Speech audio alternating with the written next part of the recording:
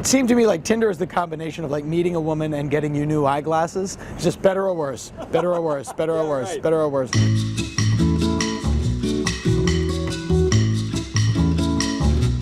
That is legendary comedian Dana Gould. If you know who Dana Gould is, you don't need to hear me explain why I jumped at the chance to talk to him. But just in case you don't, he is a legendary stand-up comedian. He was the executive producer on The Simpsons for many years. He was at the Helium Comedy Club here in St. Louis recently, and they billed him as the father of alternative comedy. I don't know if that's a title that he actually likes or not.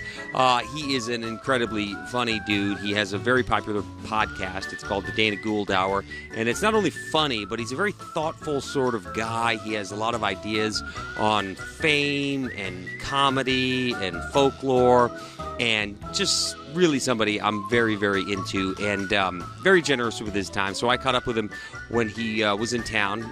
Just to give you some frame of reference here, he was staying in Clayton, from St. Louis. That's a suburb of St. Louis. And we met at the Starbucks.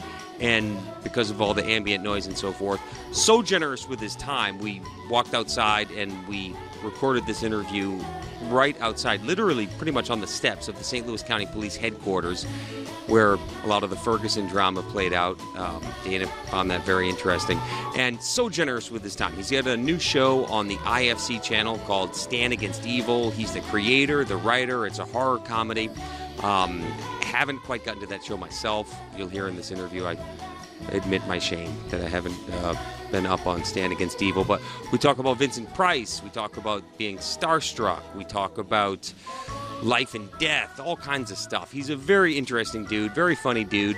So without any further ado, in this edition of the McGonigle Chronicles, this is my chat with the legend of stand-up comedy, The Simpsons, and so many other things, Dana Gould. We start our chat here talking about just the weirdness of when you're starstruck around someone you're a big fan of, and I'm a fan of Dana Gould, so good place to start. Here we go. As far as like star, like that, just being starstruck. Yeah. I've heard you talk about this. Like I had a friend who worked in D.C. for Kennedy, and Bono was raising money for Africa for some reason.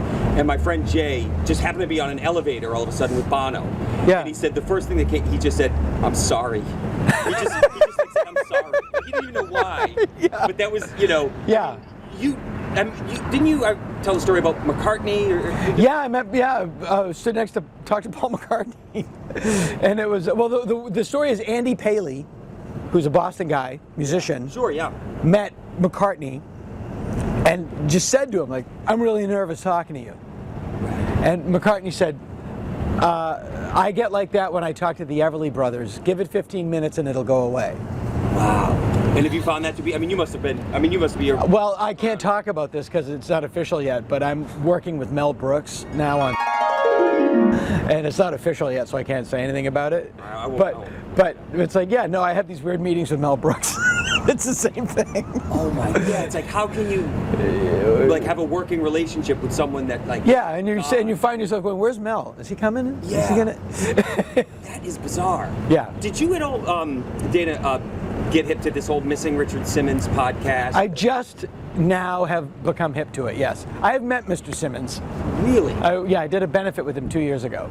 And seemed crazy as a shithouse rat. That's what everyone says. Yeah. And I don't want to spoil it for you. Yeah. No, my manager told me all about. My manager's obsessed with it. Yeah, and I guess the only reason it was well done was because it just raised that whole question, like, does he have a right to go away? That was the whole thing. Like this guy who did it. Good question, yeah. It's like, well, wait, he gave himself to these people forever and then stopped. Nothing about him makes me think that he would voluntarily go away. Look at that sign. That's crazy. Fallout shelter? Of another era. Yeah. But would you... I have to take a photo of that. Oh, yeah, definitely. Randomly. Yeah, there's a lot of those around. There's like a bomb shelter. An actual, thing not too far from here. We can definitely do that. But would you ever do you ever feel like, you know what, I'm not doing a podcast, F everybody, I'm gonna just do my thing? Every day. Do you feel some compulsion that? No, I like to. I was talking about this last night. Like people that make a lot of money.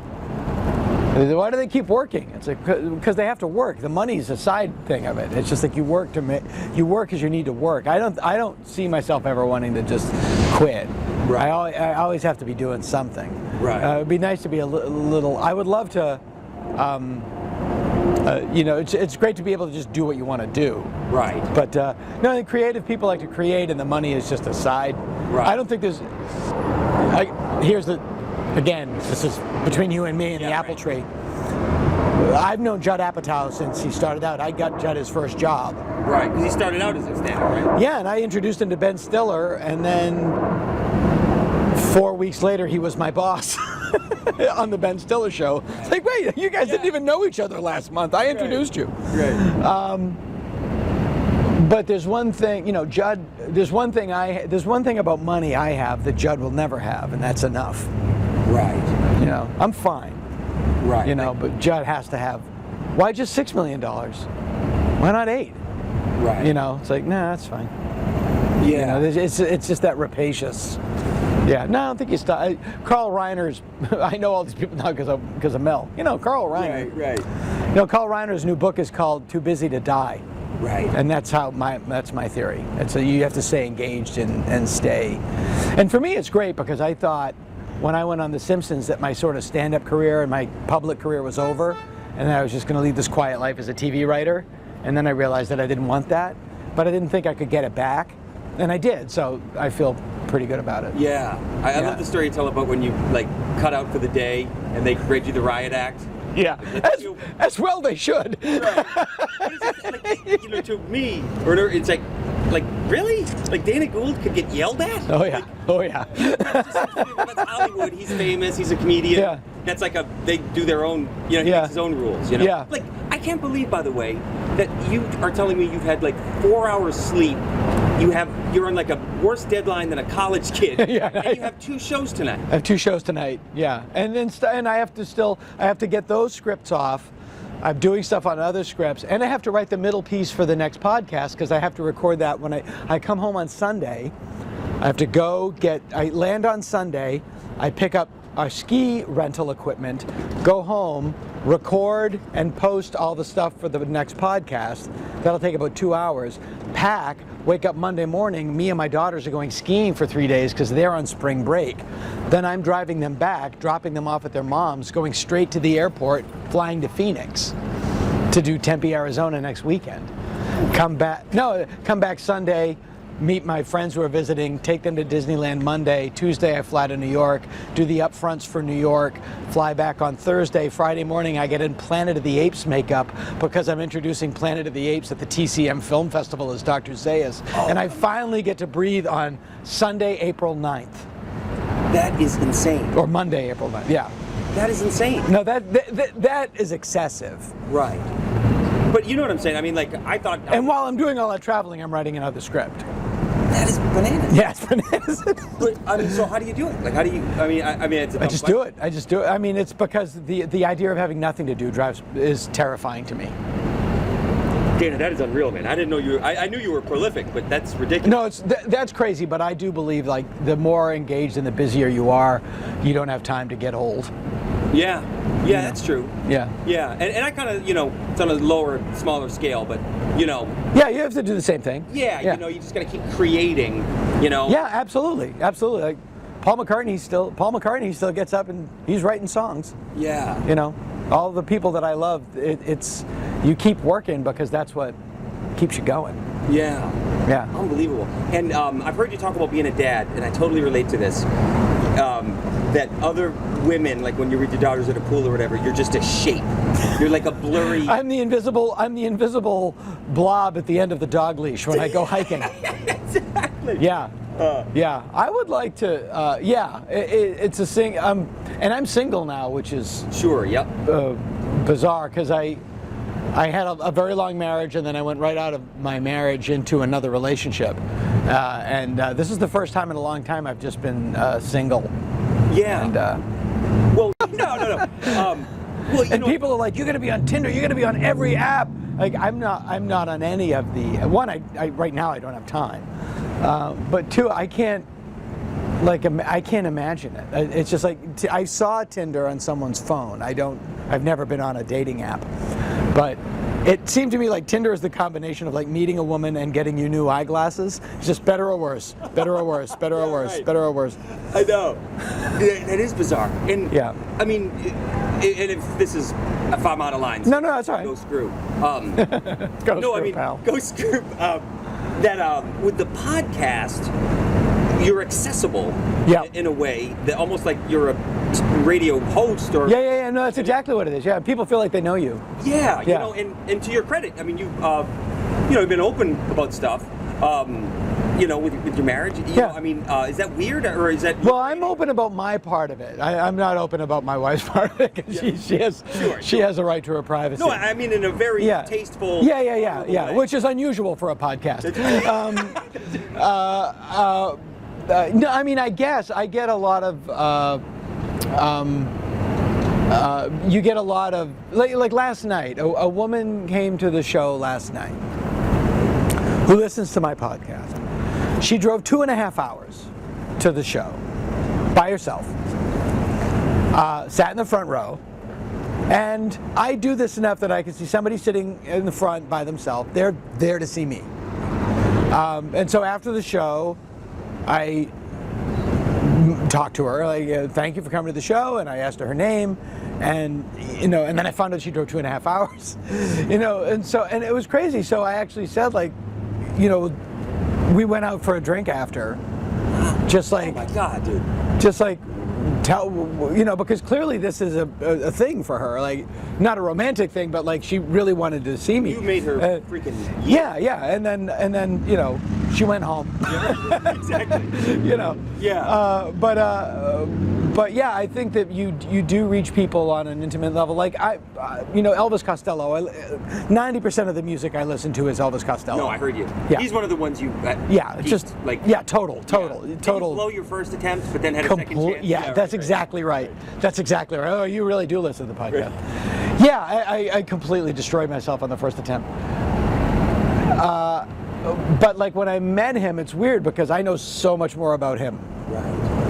And you have to kind of, but he gets that every day. He gets that 7 times a day. Yeah. But it is weird because we have a very close mutual friend, a guy named Eddie Gorodetsky, who's really close with Elvis and a really good friend of mine. So I know oh, he's bored. He's in a hotel bored. I know what's going on. It's really strange. So yeah. Awesome. And so I'm psyched that you came to St. Louis. Yeah, I haven't been here in a while. It's a great city. Why do you get a bad rap? Well, sometimes I can say that. I mean, I love it as an outsider because I grew up in Mass, but this is my second home. Yeah. I think people who don't, they just assume Ferguson. They just assume it's. Oh, I guess so. Yeah. And racist and divided. And boy, that's how ironic. Coming from Massachusetts, the most institutionally racist state in the union. Right. But I mean, I always laugh when people go liberal Mass, and I'm like, oh my God, E.J. Dion. E.J. Dion, yeah. He's like from Fall River, New Bedford. Oh, is he really? Oh, that's perfect. Yeah. Yeah, and so he writes. He's like liberal. Are you out of your mind? Mass are you? I have 6 siblings. I have family of 6. I have a younger sister and 4 brothers, both parents. I'm the only person that didn't vote for Trump. Right. And I'm the only person that makes over $100,000 a year. Right. I'm the only person that benefits from it. Right. Yeah. But I mean, it sounds like you have a good rapport. Your brothers are like corrections officers. Yeah, we have a good rapport. We had a bad time after the election. We just not like aggressive, but just nobody talked to anybody. Right. But no, we we go beyond that. Right. Yeah. Cool. But I mean, honestly, your view of St. Louis isn't like. Not at all. No, I just think of the blues in the 70s. Oh, that's right. Yeah. And Vincent Price, he's from St. Louis. Vincent Price. That is right. Vincent Price is from St. Louis. Yeah. My big thing of St. Louis is the Bobby Orr poster I had as a child, scoring the goal against the Blues in I think '71. You know what's crazy? I know you're not a huge sports fan, but weird little factoid. Every single St. Louis professional sports team, the last time they were in a championship was against Boston, and they lost. The Patriots, the Cardinals, the St. Louis Hawks. Anyway, all right, but I want to keep you, man. It's so weird too because when I was a kid growing up, in the 70s, the Patriots were like the clowns of the NFL. And now they're the Death Star. Yeah. But I don't vote for them. I didn't, I'm an underdog guy. I'm like, bleh. Right. Yeah. And so, I don't want to keep you, man, just another 5 minutes or so. Sure. I didn't realize that we were even doing the interview. I thought, I was thinking for a while, when is he going to start? So, Dale Dorman, Chet and Natalie. Oh, by the way, speaking of Massachusetts, do you know what this is? Collinsport. I lived in Maine. Oh, wait. Oh, Missouri Compromise, right? No. You'll never get it. Dark Shadows. Oh. That was the fictional town on the show Dark Shadows. You might be a little too young for that. No, but I feel like I've heard you talk about it. Yeah, I have talked about it. Yeah. Barnabas Collins. It was a soap opera in the late '60s and early '70s that was about a vampire. And it was the predecessor of all that stuff. Okay, but that's not the one, the Nighthawk or whatever. Is that Night Stalker? Yeah, no, different, totally different. Right. But no, Dark Shadows was remade as a movie a couple years ago with Tim Burton and Johnny Depp. But it was a soap opera on in the late '60s or '70s. And Channel 56 ran it in the '70s in syndication. Right. And it was like everybody in my family would stop and watch Dark Shadows. Dark Shadows. Hey, Barnabas. Barnabas. And so I found this T-shirt at a weird convention, and I scooped it up. Oh, that is awesome! It's so funny. Like when we used to drive up to Boston on the expressway, we'd go by WLBI. There'd be the big billboard, and they had like the Good Times reruns. Yeah. JJ. And like as a little kid, I thought they were in there. I thought Sure. All right, I'm going to show you. I'll show you something really quickly. I know you're filming, but. I mean, my show on IFC is a horror show. It's like don't hate that stuff I love. Standing I don't hate you. No, I have 5 kids. Yeah, I understand. You have 5. Yeah. God bless you. Girls. Yeah, no, I understand. No, I just want to, but I will watch that, man. Yeah. Because I love everything. You would. I mean, it's on Hulu now, and you would get it because Stan is it takes place in New Hampshire, and it's a real John McGinley. Johnny McGinley. Right. Hilariously funny. I just wrote a line for him in that Starbucks. Jesus, this place smells like an asshole's armpit. Get out! Just sit there right there. Yeah. That is crazy. All right, last 2 questions. Or maybe armpit's asshole is funnier. This place smells like that is funnier. This place smells like an armpit's asshole. I put an armpit in half. Yeah. Jesus, this place smells like an armpit's asshole. That's much funnier. The Peanuts Halloween special. Yeah. You always say, it's so evocative. It makes you choke up. I feel the same way, because it is at that New England. It's rubbing your face in something that's gone forever. Yeah. It's like I don't want to tell me. Do you watch videos of your kids when they were little? Oh man. You know what? Yes. And just to your point, I think Facebook, they'll do the 2 years ago. Yeah. I want to cry. I do too. I can't. I have them all, but I can't watch them. It just makes me oh. Yeah. Oh. And then, how old is your oldest? 15. Okay, great. My oldest is 14, and this is what it's like now to text her. Look at her responses. Yeah, break, nothing. Yes. I'm with Danielle. Yeah. Isn't it maddening? and I bet they, because mine will just treat me like I'm a dope. You know what I mean? They'll know, we know more than you. We don't have time for you. Yeah, fine. Yeah. Yeah. Isn't that insane? Yeah, break, nothing. And are yours we try, but do yours, are they in their phone and stuff? Yeah, constantly. I might actually post that. My daughter is not what you would call a good texter. No, I know, but do you worry, what the hell that's doing? No, I know. Well, yeah, a little bit. She and I specifically have a pretty tight relationship. Right. So I know the trouble she's getting into is not trouble that I need to worry about. Right. But just the way they're wired, just as yeah. Well, that's a generational thing. Yeah. That's why, we're going skiing, and one of the reasons we're going skiing is that you can't have your phone with you. You just have to go out. Wow. Yeah. Awesome. All right, man. Well, I don't want to take too much of your... I can't believe... I could talk to you all day, but I have shit to do. I know. I just can't believe that you really have to... how are you going to submit these episodes? I email them to my assistant, and she'll proof them, and then they send them to the studio, and they'll send them to IFC. They'll get them tonight. Crazy. That is crazy. Dana, this has been so cool. Yeah, what a pleasure to meet you. Yeah, likewise, man. It was funny. 5 kids. Well, how old is your youngest? All right, very cool. my chat with Dana Gould. Man, he was so cool, so generous with his time. He had 2 scripts due to the IFC Network for Stand Against Evil, but he spent all that time with me talking about Planet of the Apes and Good Times and all those other things. So that is that for this episode of the McGonigle Chronicles. If you haven't checked it out, me and my very extensive staff. We have a huge library of a handful of episodes. Everyone, and I'd like to speak for everybody right now here at McGonigle Chronicles, which is me and my cat. Thanks so much for listening. And if you enjoyed this, check out the other episodes. Leave a comment, a rating on iTunes, and blah, blah, blah. All that stuff they say at the end of podcasts. McGonigle Chronicles, Dana Gould, thank you. Peace out.